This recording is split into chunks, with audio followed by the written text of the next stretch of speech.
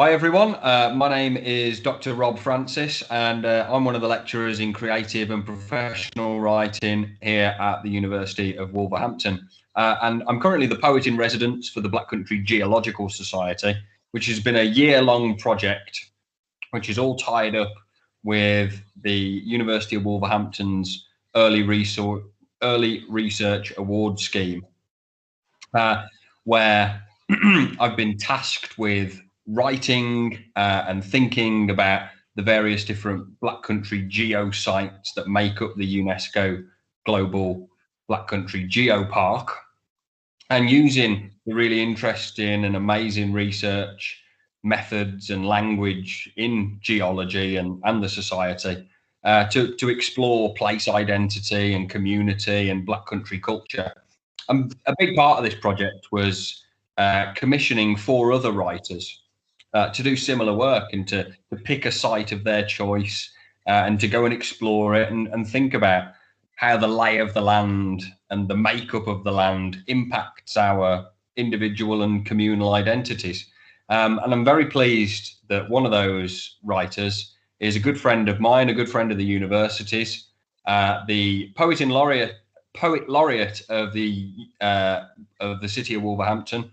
She's a poet and a novelist and a writer of many great things. The wonderful Emma Purshouse. Emma, welcome. Oh yeah, nice to see you. Nice to see you too, and thanks so much for being involved in this project. We posted your blog today, and we posted your poem that you've turned into a lovely little film for us today. And so I just wanted to kind of do this little podcast conversation type thing with you to hear a little bit more about where it was that you went exploring and how that turned itself into a poem. So what geosite did you choose for us? I ended up with Smestow Valley. Well, Wightwick, Wedge and Smestow Valley, I think is its proper name, which is an area just outside Wolverhampton, on the border of Staffordshire, really. Yeah, absolutely. And what drew you to that particular site? Well, my flat overlooks Smestow Valley, so it was a bit of a no-brainer, really, because it is literally on my doorstep. Walk out of the flat, and 2 minutes later, cutting in through a little alleyway, I'm on the Smestow Valley Nature Reserve. So that's why I chose it, really. Beautiful. Although ironically, we went into lockdown and I wasn't actually stopping in my flat, so that was a bit of an odd one. Yeah. So you ended up having to travel further than you'd expected to do to complete your mission, anyway.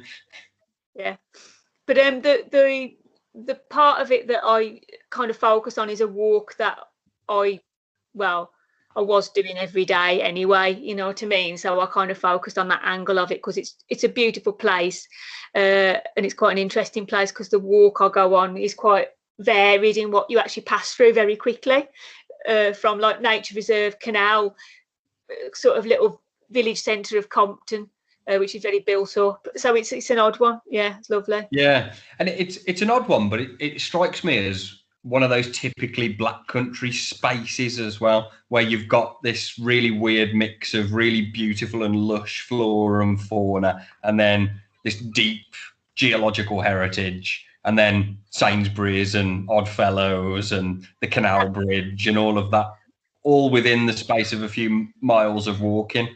I always feel the same about the Renner as well. You end up sort of picking up on so many different things in such a short space of time and distance. Yeah, and it is definitely one of those sites. You know, it's sort of, you've got everything on that walk, and suddenly you can find yourself completely lost you're in open country when you get out just a little way and you get past Wightwick. You know, you're in fields. There's sometimes sheep and stuff which you don't think of in the country. Yeah. And that's it. And I think one of the reasons I was really passionate about this project and continue to be is that, I mean, our region and the region that you've celebrated for a long time in your work is an overlooked one for lots of reasons and has been for some time. But these are the overlooked areas within them, because when you think about wolves, you don't necessarily think of sheep in fields, do you?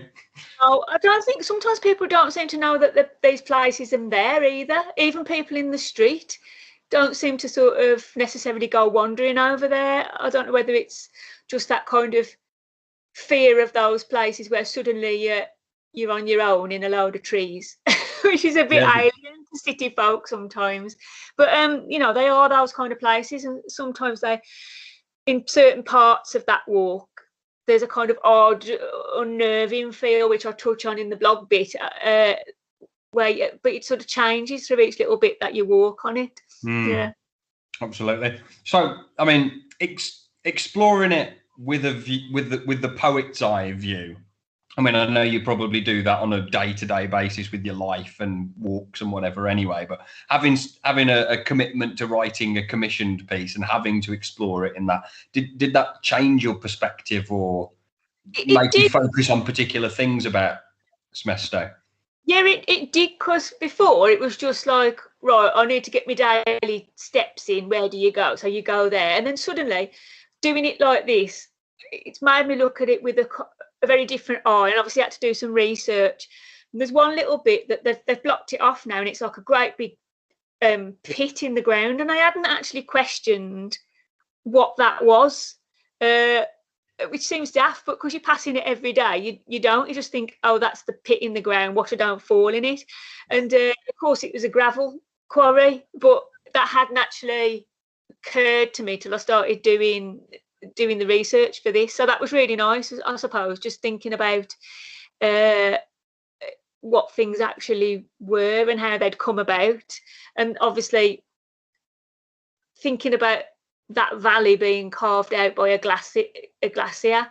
I hadn't really thought about that before. I mean, it's obvious when you do start to think, but then you can almost see the track of it, and you get a real sense of the height of the valley when you start to look properly at it. But I don't think I was doing those things before.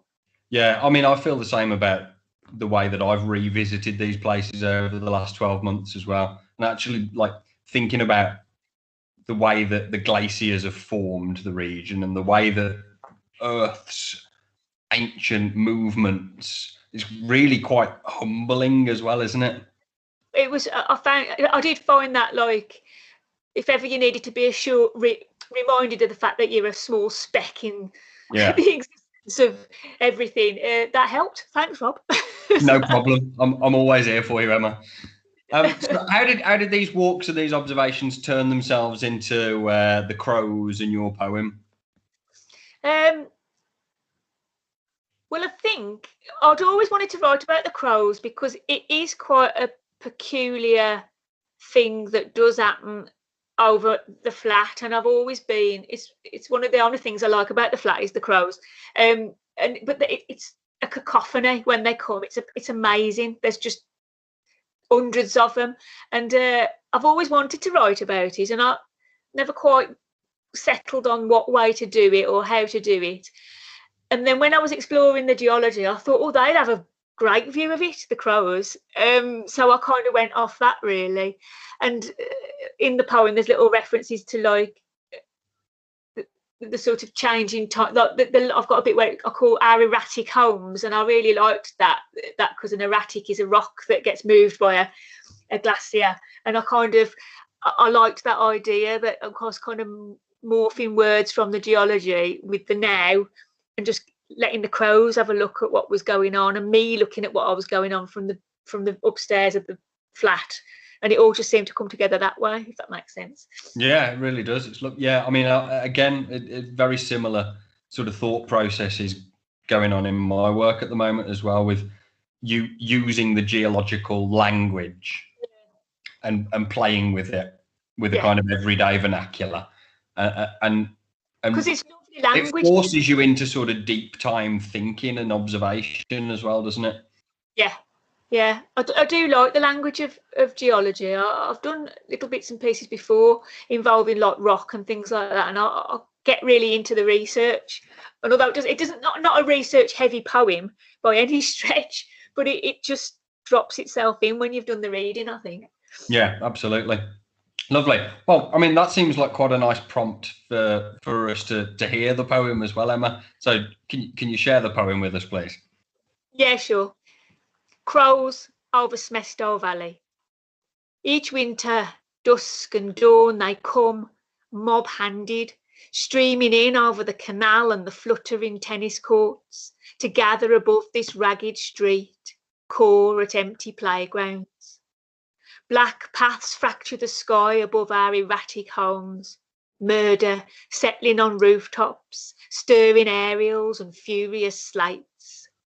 And in their cracked scrub song, their gravel eyes, is the rise and fall of land, cold seas, long nights, the glaciers, slow, slow bite. Beautiful. Thanks very much. And if you haven't read and seen the film version of Emma's poem, you can check that out on the blog, which is the Chain Coral Chorus. If you stick the Chain Coral Chorus into an internet search, Emma and various other blogs will come up. So please do that and share your thoughts with us as well. I'd be really keen to hear how you guys get about into the different geo sites and respond in this way too. Emma, before we call it a day, can you tell everybody how they can stay in touch with you and connect with you, and where we can get your books and things?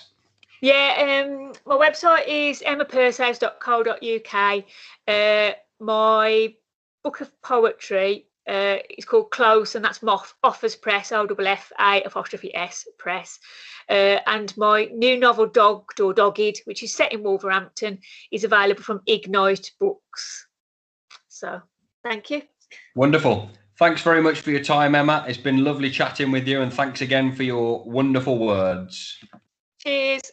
Take care.